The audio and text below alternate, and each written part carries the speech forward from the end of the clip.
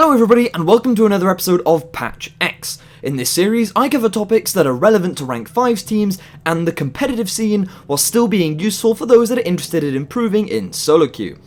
Today, we're going to be looking at the strongest and most contested picks for coordinated play coming into patch 6.1. We'll be looking at each lane in turn, so if you're only interested in a specific lane, then timestamps are provided in the description below.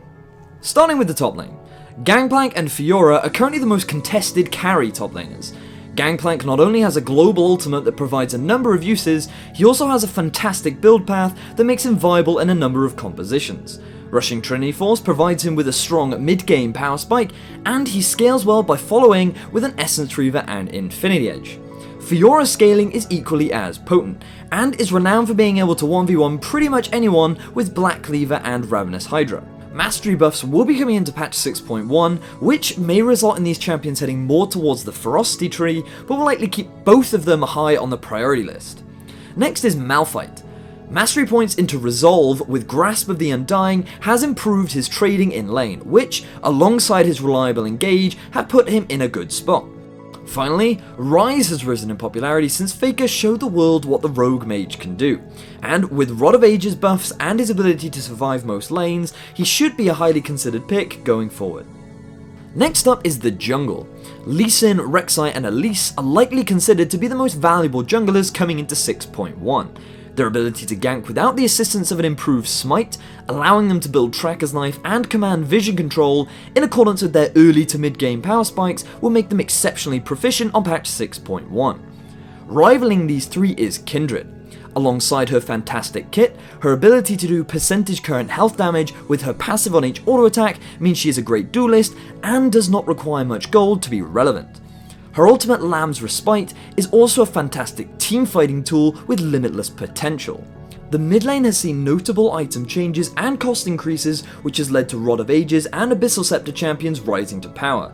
Additionally, Frost Queen's Claim has proven to be an effective replacement to Morellonomicon, ensuring champions who are reliant on cooldown reduction are still relevant.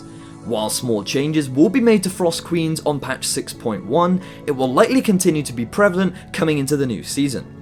As a result of this, the mid lane has a wider pool to choose from, making it unlikely that certain champions will be highly sought after, but rather, mid lane champions will be traded based on preference.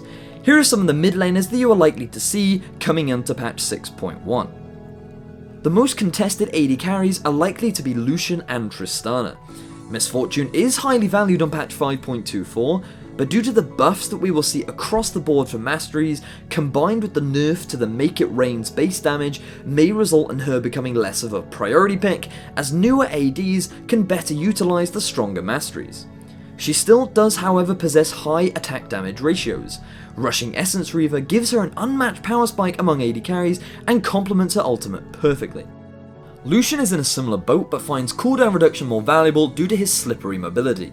This allows him to take short but powerful trades in lane, and by making his culling not rely on attack speed anymore, it is now more than just a fancy wave clear ability. Tristana is one of the strongest ADs at the moment when it comes to taking towers. With the changes to structures, tower taking has become the most common objective focus on patch 5.24 and will likely continue to be the major objective in 6.1. On top of this, Tristana has effective disengage with a rocket jump and buster shot and scales the best out of the AD carries mentioned. Finally, support is the most debatable role. I expect Trundle, Janna, Morgana and Bard to be the highest priority coming into 6.1.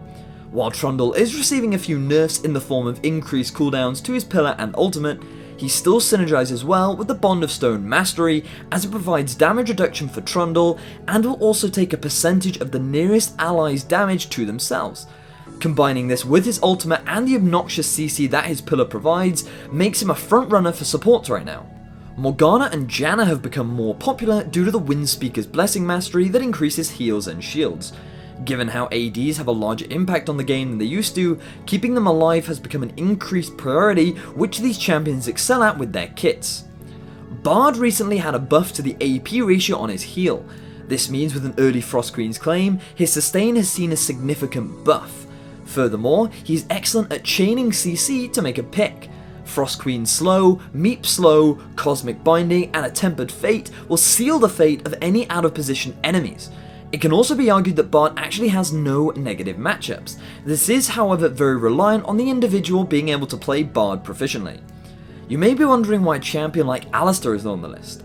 While he is certainly a good support and can work in a similar way to Trundle, the main difference is that every other champion that is in this support list is either a hard counter or a soft counter to Alistar. Trundle can deny his tanky nature with Subjugate and prevent follow-up with a well-placed pillar, while the others provide reliable peel that make it harder for Alistar to find a successful initiation. He will definitely be a support that is regularly played, but I do not believe that he will be a priority pick. That concludes this episode of Patch X. If you've enjoyed, feel free to subscribe and leave me a suggestion for future episodes in the comments section below. Thanks again for watching, and with that, best of luck on the ladder, and have a good one.